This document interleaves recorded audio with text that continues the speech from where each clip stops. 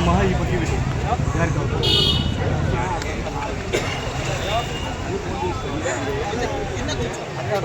ఓకేనా. గత 3 రోజులుగా రాష్ట్ర వ్యాప్తంగా మున్సిపల్ వర్కర్స్ పెద్ద ఎత్తున ఉద్యమం చేపట్టారు. సమాన పనికి సమాన వేతనం ఇవ్వాలని, అలాగే అందరికీ ఒకే రకమైనటువంటి పని ఉన్నప్పుడు ఒకే రకమైన వేతనం ఇవ్వాలని, ప్రభుత్వ సంక్షేమ పథకాలన్నీ కూడా మున్సిపల్ కార్మికులకు కూడా వర్తింపజేయాలని చెప్పి ఇలాంటి అనేక డిమాండ్లతో సమ్మె జరుగుతూ ఉంది. గతంలో దేశ ప్రధాని నరేంద్ర మోడీ కూడా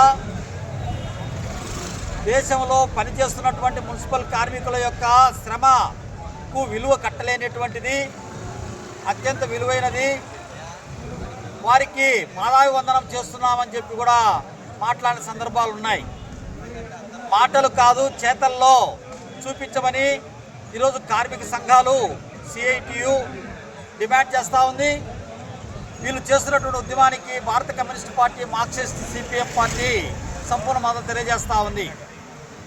ఈరోజు దేశంలో రాజ్యాంగం ఆధారంగా రాజ్యం అనేటువంటి పరిపాలన ఉంటుంది. మన దేశంలో డాక్టర్ బిఆర్ అంబేద్కర్ గారు రాజ్యాంగంలో 20 షెడ్యూళ్ళు అలాగే ఆర్టికల్స్లో పేద ప్రజలకు అనుకూలమైనటువంటి అంశాలన్నీ కూడా చేర్చడం జరిగింది.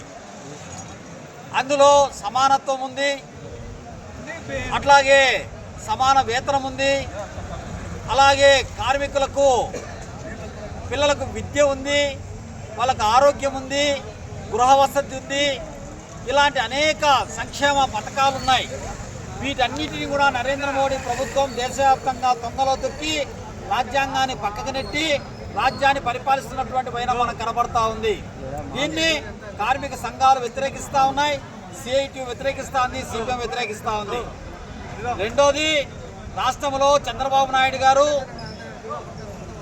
P4 అని చెప్పి ఒక పథకం పెట్టాడు. అంటే ధనికులంతా పేదలకు సహాయం చేయాలంట. ముందు ఆయన 2 ఎకరాల నుంచి 2 లక్షల కోట్ల రూపాయలు పైచీలకు ఆస్తి సంపాదించుకున్నాడు. ఆయన ఏమి దాన ధర్మాలు చేస్తున్నాడో పేదల కోసం ముందు ఆయన ప్రకటించాలని చెప్పి మేము డిమాండ్ చేస్తూ ఉన్నాం.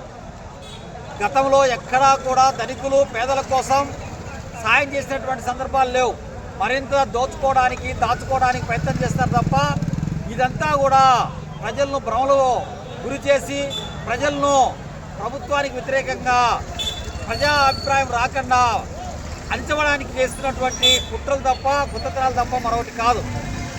అలాగే మరొక అంశం కూడా ఏమిటంటే, కార్మిక సంఘాలన్నీ కూడా గత 100 సంవత్సరాలుగా 120 సంవత్సరాలుగా పోరాడి సాధించుకున్నటువంటి రక్షణ చట్టాలు, సంక్షేమ చట్టాలు, వేతన చట్టాలు, పారిశ్రామిక వివాదాల చట్టాలు, అట్లాగే యాజమాన్యాలతో మరి ఈరోజు బేరసారాలు ఆడేటువంటి చట్టాలు అన్నీ కూడా రద్దు చేసి 29 చట్టాలు 4 కోట్లుగా తెచ్చారు. అలాగే 29 రాష్ట్రాల్లో ఆయా రాష్ట్రాల్లో వచ్చేటువంటి కార్మిక చట్టాలను కూడా రద్దు చేశారు. చంద్రబాబు నాయుడు వాటిపైనే మాట్లాడాడు.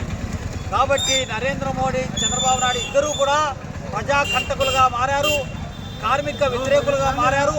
ఈరోజు ఉద్యోగుల యొక్క జీతభత్యాలు తగ్గిస్తూ ఉన్నారు, ఉపాధ్యాయుల యొక్క పనిభారం పెంచుతూ ఉన్నారు, కార్మికులకు కనీస వేతనాలు ఇవ్వడంలా, అలాగే కొత్త ఉద్యోగాలు లేవు, ఉన్న ఉద్యోగాలు ఊడదీస్తూ ఉన్నారు. ఇలాంటి పరిస్థితుల్లో సమ్మె చేయాల్సిన పరిస్థితి కార్మిక వర్గానికి వచ్చిందని తెలియజేస్తూ, కార్మిక వర్గం చేస్తున్నటువంటి సమ్మె న్యాయబద్ధమైంది, చట్టబద్ధమైంది, రాజ్యాంగబద్ధమైంది. దీనికి సిపిఎం పార్టీ సంపూర్ణ మద్దతు తెలియజేస్తూ ఉంది. వీరి పోరాటానికి ముందు భాగా నుండి మేము నడుస్తామని చెప్పి కూడా ఈ సందర్భంగా తెలియజేస్తున్నాం. చంద్రశేఖర్, సిపిఎం జిల్లా కార్యదర్శి, కడప.